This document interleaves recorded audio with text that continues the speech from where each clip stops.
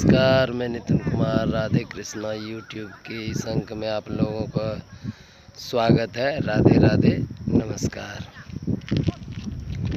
जैसा कि आप लोगों को मैंने अभी अगले कथा में बताया, जो उसी के दूसरे भाग में श्री कृष्ण की लीलाओं के बारे में बता रहा हूँ।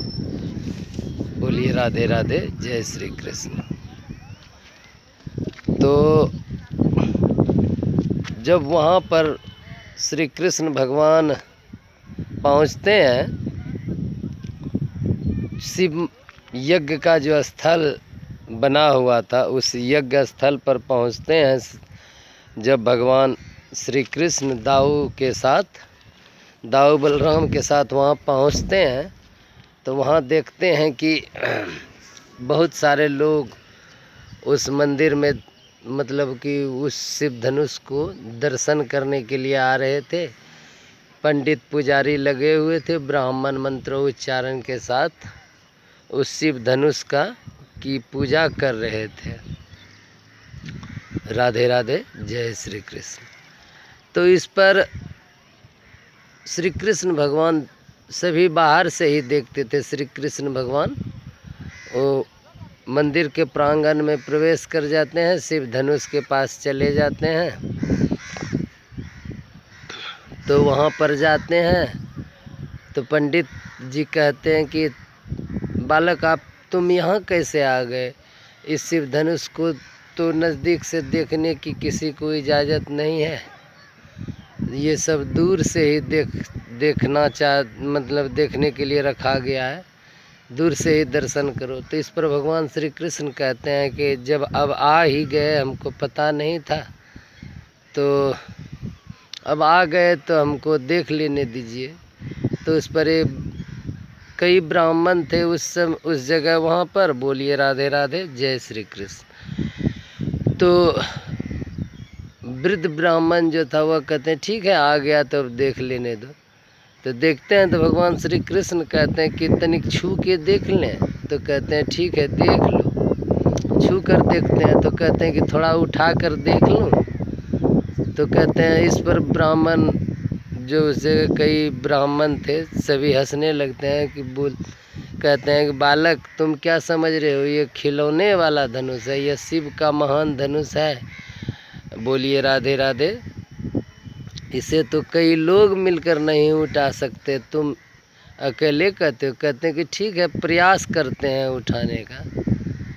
तो इस पर ब्राह्मण सब जो उस जगह थे शिव धनुष की सेवा में, पूजा में, तो उन्हें लगता है कि यह साधारण सा बालक, और वह सब ये देख चुके हैं कि देख रहे थे कि 10-10 लोग मिलकर भी इस धनुष को नहीं उठा सकते थे, तो यह मतलब एक मामूली सा बालक इसे कैसे उठा सकेगा। कहता है ठीक है, अगर तुम्हारी इच्छा है तो उठा कर देख लो। तो भगवान श्री कृष्ण धनुष को उठा लेते हैं। तो सभी ब्राह्मणों को आश्चर्य होता है, वहाँ पर खड़े सैनिकों को आश्चर्य होता है। तो इस पर कहते हैं कि उठा तो लिया, तो क्या आप अगर कहें तो इस पर प्रत्यंचा चढ़ा कर देखूं? श्री कृष्ण भगवान कहते हैं। तो इस पर ब्राह्मण कहते हैं कि बालक, तुमने उठा लिया तो प्रत्यंचा चढ़ा मतलब कि इसकी डोरी चढ़ाने का प्रयास करोगे तो क्या? तो कहते हैं ठीक है, देखो। तो उसमें ही शिव धनुष भगवान श्री कृष्ण से भंग हो जाता है। बोलिए राधे राधे, जय श्री कृष्ण। तो शिव धनुष के भंग होते ही यह बात मतलब कि महाराज कंस को पता चलती है, मतलब कि सैनिक कंस को सूचित करते हैं कि शिव धनुष जो था वह नंदगांव से आया हुआ बालक के हाथों, वृंदावन से आए हुए बालक के हाथों भंग हो गया। तो इस पर उनके जो कुल पुरोहित थे वह कहते हैं कि मैंने आपको पहले ही बताया था महाराज कि यदि यह शिव यज्ञ संपन्न हो जाता है तो फिर आपकी मृत्यु मतलब संभव नहीं है। परंतु आपने उस शिव धनुष को नहीं बचा पाए तो अब कुछ भी हो सकता है। बोलिए राधे राधे, जय श्री कृष्ण। तो इस पर फिर जब अगले दिन मतलब राज दरबार आने के लिए भगवान श्री कृष्ण अक्रूर जी के साथ वहाँ से निकलते हैं, तो वहाँ से ज्यों ही निकलते हैं तो रास्ते में बाजार में नगर के मार्ग पर कंस के द्वारा कुबलिया पिंड हाथी को छोड़ दिया जाता है, जो कि इधर उधर मतलब बाजार में खड़े लोगों को, जो कि नगर के चौराहे पर खड़े होकर श्री कृष्ण के दर्शन के लिए रुके हुए थे, उसमें भगदड़ सा मचने लगता है। सभी इधर उधर भागने लगते हैं, कई लोग जख्मी भी हो जाते हैं। बोलिए राधे राधे, जय श्री कृष्ण नमः। तो उस समय भगवान श्री कृष्ण और दाऊ बलराम दोनों उस कुबलिया पिंड हाथी के सामने खड़े हो जाते हैं और दोनों लड़ने लगते हैं। तो श्री कृष्ण भगवान के हाथों बहुत मशक्क़त के बाद उस कुबलिया पिंड हाथी की मृत्यु हो जाती है भगवान श्री कृष्ण के हाथों, और उसे उठाकर नगर से बाहर फेंक देते हैं। यह सारी घटनाएं नगर के लोग देखते हैं तो उन्हें मन में यह आशा होती है कि हो न हो यही हमारे तारनहार हैं। उनको इस बात का विश्वास होने लगता है, क्योंकि एक साधारण सा बालक उतने बलशाली कुबलिया पिंड को उठाकर आकाश में जब फेंक देता है तो उन्हें यह लग जाता है कि हो न हो यह कोई साधारण बालक नहीं है। बोलिए राधे राधे, जय श्री कृष्ण। तो इस पर भगवान श्री कृष्ण जब आगे बढ़कर उस वहाँ पर जो अखाड़ा बना हुआ था, तो वो जाते समय कुबलिया पिंड के दोनों भाई एक एक दांत उखाड़ लेते हैं, हाथी का दांत उखाड़ लेते हैं और वहाँ पर चले जाते हैं। तो वहाँ देखते हैं तो वहाँ बहुत सारे चारों तरफ से, यहाँ तक कि नंद बाबा भी अपने गांव वालों के साथ वहाँ पर बैठे हुए थे और बहुत सारे लोग वहाँ पर देश विदेश से राजा महाराजा आए हुए थे इस यज्ञ में भाग लेने के लिए, इस प्रतियोगिता में भाग लेने के लिए। ये सब तो था भगवान श्री कृष्ण को ही मारने की उनकी योजना थी, क्योंकि आकाशवाणी में कहा गया था कि देवकी के 8वें संतान ही तुम्हारा वध करेगी। सो ये जितनी भी योजनाएं थी सभी श्री कृष्ण भगवान को ही मारने की योजना थी कंस के द्वारा। बोलिए राधे राधे, जय श्री कृष्ण। तो इस पर वहाँ पर जब अखाड़े में पहुँचते हैं श्री कृष्ण भगवान और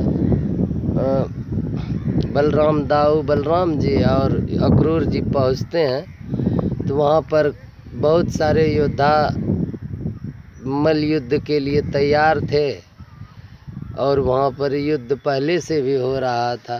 तो जब श्री कृष्ण भगवान देखते हैं तो श्री कृष्ण भगवान नमस्कार करते हैं महाराज को, और दोनों में वाद विवाद होती है, वार्तालाप होती है। कहते हैं कुछ कहना कुछ सुनना होता है। उसके बाद कहते हैं कि मतलब कि मैं तुम्हें जो सम्मान देना चाहता हूँ, श्रेष्ठ योद्धा का सम्मान देना चाहता हूँ, उसके लेकर तुम हमारे कुछ पहलवानों से लड़ो, ताकि ये ना कह दे कोई कि अपने संबंधी को बुलाकर श्रेष्ठ घोषित कर दिया। तो इस पर कहते हैं कृष्ण भगवान कहते हैं कि आपने तो हमें यहाँ उत्सव, मथुरा का उत्सव देखने के लिए बुलाया है, हमें लड़ने के लिए तो नहीं बुलाया। आपने तो हमें जो संदेश भेजा था उसमें कहा गया था कि उस संदेश में कि आप यहाँ मथुरा का उत्सव देखने के लिए आई है। तो इस पर भगवान श्री कृष्ण के और कंस में वार्तालाप होती है। उसके बाद कहते हैं ठीक है राजन, अगर आपकी इच्छा है तो राजा की आज्ञा का पालन करना तो हर प्रजा का धर्म होता है। तो ये आप चाहते हैं तो हम इनसे युद्ध करेंगे पहले। और उसके बाद मल्ल युद्ध शुरू होने लगता है। तो वहाँ पर जितने भी नगर के औरत मर्द थे सभी भगवान श्री कृष्ण को जब देखते हैं तो जो माताएं थी वहाँ पर वह भगवान श्री कृष्ण को उसी बाल रूप में दिखते हैं जैसी उन्होंने कल्पना की थी। माता देवकी ने जो कल्पना की थी वैसी ही, मतलब कि जितने भी नगर की महिलाएं थी, जो माताएं थी, उन्हें वह अपने शिशु के ही रूप में दिख रहे थे। और जितने भी बालिकाएं थीं, किशोरावस्था में पहुंची जितनी भी बालिकाएं थीं, उन्हें वह सब प्रियतम के रूप में दिख रहे थे। भगवान श्री कृष्ण मतलब कामदेव के तरह उनको दिख रहे थे। और जितने भी सैनिक वहाँ पर थे उन्हें वह एक योद्धा के रूप में दिख रहे थे। और कंस को तो वह स्वयं यमदेव ही, यमराज ही दिख रहे थे। तो यह यहाँ पर मतलब कि जो जिस प्रकार से, जिस नज़रिए से देख रहे थे भगवान, उसी प्रकार से उसे दिखाई दे रहे थे।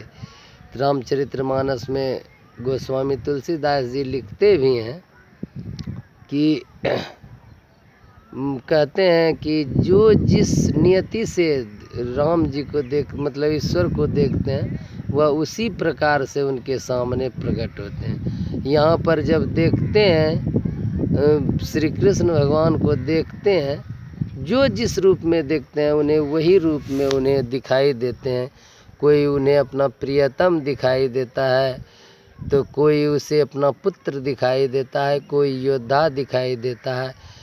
कंस को तो वह साक्षात काल ही दिखाई देते हैं, स्वयं यमराज ही दिखाई देते हैं। तो भगवान श्री कृष्ण की लीलाएं तो मतलब कि कहें तो लीलाओं का अंत नहीं है, क्योंकि भगवान श्री कृष्ण संत महात्मा बतलाते हैं हरि अनंत हरि कथा अनंता, कहीं सुनहि सब विधि सब संता। मतलब कहने और सुनना यह सब संतों का कार्य है। संत ही उनकी कथा को मतलब कि कहते हैं, सुनते हैं, एक दूसरे को सुनाते हैं। भगवान श्री कृष्ण की कथाएं अनमोल हैं, मतलब उनका कोई मोल नहीं दिया जा सकता है। और उनके कथा से ही मानव जीवन का कल्याण होता है। यहाँ पर कंस से जब श्री कृष्ण भगवान उनके सारे मल्ल योद्धाओं को मतलब वध कर देते हैं, तो स्वयं चाणूर और कंस दोनों ही भगवान श्री कृष्ण और दाऊ से युद्ध करने आते हैं। और दाऊ और श्री कृष्ण भगवान के हाथों उन दोनों का भी वध हो जाता है। कंस के अत्याचार से मथुरा वासियों को मुक्ति मिल जाती है। बोलिए राधे राधे, जय श्री श्री राम। तो इस प्रकार से महाभारत, क्षमा कीजिएगा, भगवान श्री कृष्ण की लीलाओं में से एक प्रमुख लीला जो थी, श्री कृष्ण भगवान के हाथों आताताई कंस का वध होता है। और उसके बाद श्री कंस मतलब कंस के पिताजी जो कारागार में थे, वह भगवान श्री कृष्ण उन्हें मुक्त करते हैं। उसके बाद माता देवकी और वसुदेव जी को भी मुक्त करते हैं। उसके बाद की कथा तो आप लोगों को भी पता है। बोलिए राधे राधे, जय श्री श्याम। और आगे की कथाओं में मैं भगवान श्री कृष्ण की लीलाओं की कथाओं में मैं आपको उन सारी कथाओं को भी वर्णन धीरे धीरे करूँगा। बोलिए तब तक के लिए राधे राधे, जय श्री श्याम, राधे राधे।